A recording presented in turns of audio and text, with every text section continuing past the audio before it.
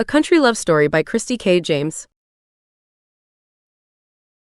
Copyright 2016-2022 by Kristy K. James. All rights reserved. No part of this publication may be reproduced, stored, or transmitted in any form or by any means, electronic, mechanical, photocopying, recording, scanning, or otherwise, without written permission from the publisher. It is illegal to copy this book, post it to a website, or distribute it by any other means without permission. Every now and again, I ask my readers if there's a story they haven't seen, but that they'd like to see written.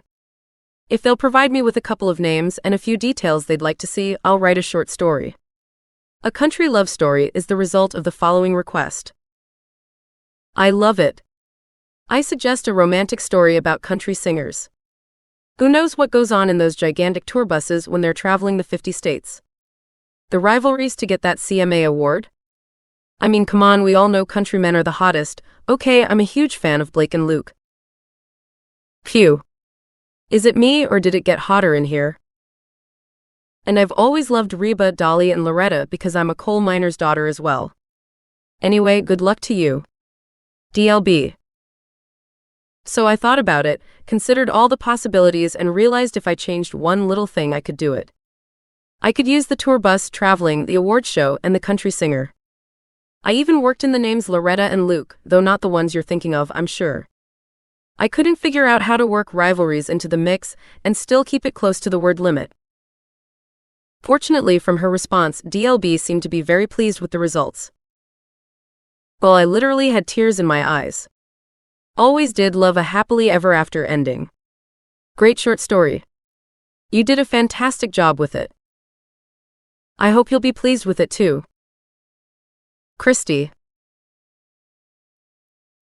With parents and grandparents who lived and breathed country music, who played everything from oldies with enough twang to make the edges of my teeth vibrate, to contemporary songs you could hear on normal radio stations, it's no wonder I wound up being named after Mama's favorite female singer, Loretta Lynn.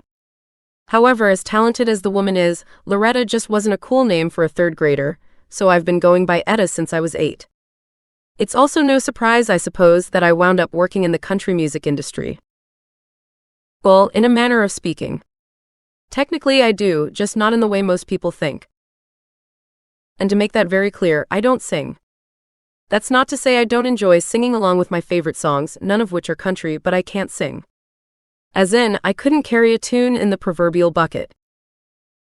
So what do I do? That's easy. I'm the tour bus driver for Lucas McCoy. One lone little woman driving 5 big guitar-picking men from coast to coast 7 months out of the year.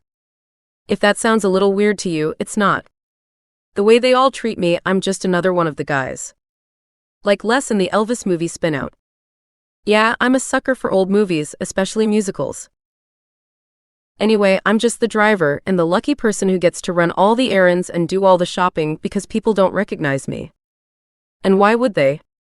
I'm not standing on the stage night after night singing and playing my heart out at fairs and concert halls in every state of the union.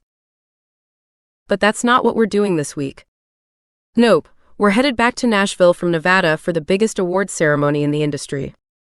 Luke has been nominated in 3 categories, and for a change, it looks like he has a good chance to win at least one of them. He's been pretty much bouncing off the walls since his manager called to let him know. I can't blame him though. Since his first single was released a little less than 3 years ago, he's secretly harbored a hope that he'd be nominated for Male Country Artist of the Year. He's finally getting his wish. You might be wondering how it is I know this. The answer is quite simple, really. I like driving at night. There's less traffic because most people are home in bed. So are the guys. They're usually pumped for an hour or two after most concerts, then one by one they start dozing off. And frankly, not being a country music fan at all, I prefer listening to their snoring than their practice sessions. Except Luke. I don't mind listening to him as he works out the lyrics for new songs long after the members of his band have headed off to dreamland. His voice soothes and relaxes me, but it's never long before he gets bored. Then he'll come up to sit in the passenger seat everyone else ignores. The seat they've ignored for the entire time I've been driving for them. The one next to the driver's seat. As in right beside me. Close enough that it wouldn't take much to reach out and touch him. Not that I would, tempting as the thought might be sometimes. But I value my job too much to let an ill-fated crush get out of hand. For one thing, the money is great. So are the benefits, the main one being able to talk with Luke most nights. I can see in the rear-view mirror that he's making his way to the front of the bus again, and I try to calm my racing heart. I'm as bad as a lovesick teenager or a starstruck fan. Except I actually know the guy. Everyone else I deal with on a daily basis treats me like I'm part of the background. I'm the wallpaper or cobwebs, or all the other things you don't notice unless someone points them out. Just the bus driver and gopher, as in go for this or go for that for those of you who don't get it. But Luke sees me. He always has. And we always have these great discussions about everything from politics, to who will win the Super Bowl like I care, to the best ice cream and southern side dishes. When my grandpa had bypass surgery last summer, Luke was always asking after his health and letting me know I could have the time off if I ever needed it. I'd have worried he was trying to get rid of me, except every time he offered, he promised my job would be here, for as long as I wanted it. And one thing about Luke, to quote my great-grandma Jean, and about 10 million other people in the world, he's as honest as the day is long. I wonder if this storm is ever going to let up, he says, folding himself into the seat beside me and buckling his seatbelt. After almost 2 full states of this, I'm beginning to wonder if it ever will. We've been driving through everything from light sprinkles to a blinding downpour so heavy I had to pull over and wait it out just this side of Little Rock a few hours ago. It kind of reminds me of that one cartoon character. I can't remember the guy's name, but you know the one I'm talking about. A rain cloud follows him everywhere he goes. Well, this one's been following us for what feels like forever. I hope it's gone tomorrow night, or there are going to be a lot of unhappy singers. Can you imagine what this might do to all the ladies' fancy dresses and hairstyles? I like the sound of his quiet chuckle as he thinks about it, but everyone knows if that happens, some sort of awning will be put up. The limos will let them out at the end, and no one will get so much as a single drop of rain on them. Nashville knows how to treat their celebrities. Of course, their special treatment has nothing to do with the fact that scores of photographers will be there snapping pictures for their magazines, television shows, and newspapers. Yeah, right. Last time I checked, it looks like it'll be over the East Coast by late tomorrow morning, so I think y'all will be safe.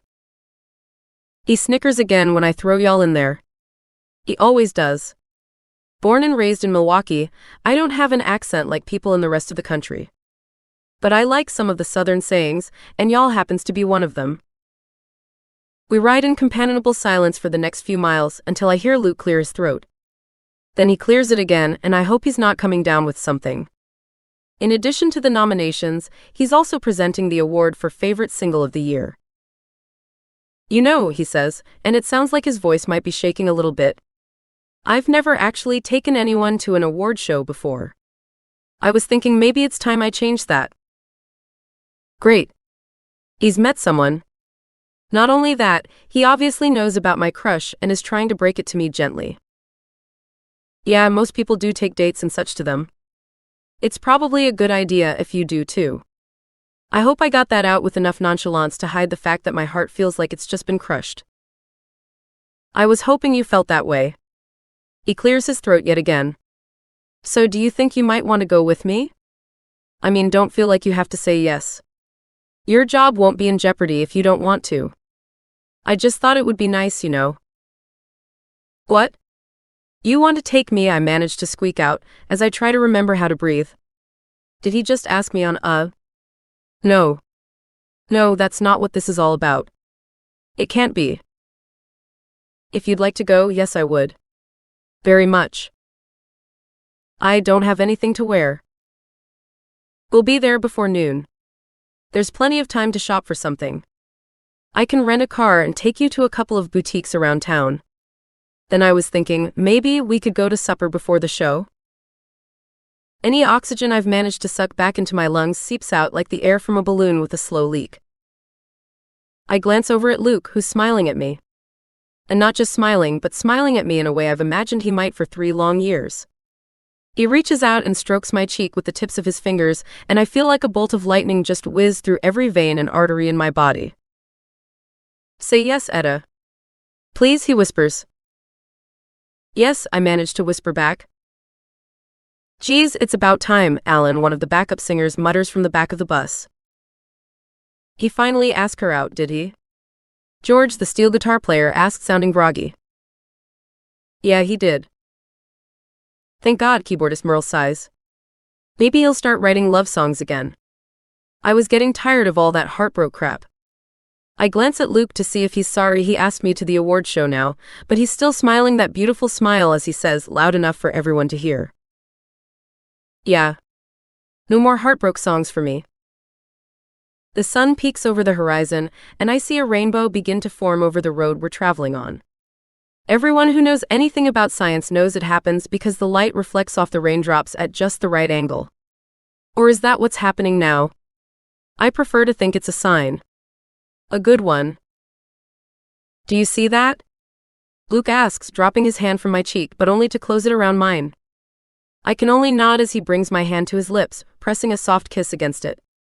While he might finally win the award he's deserved for so long, I feel like I'm the biggest winner of all.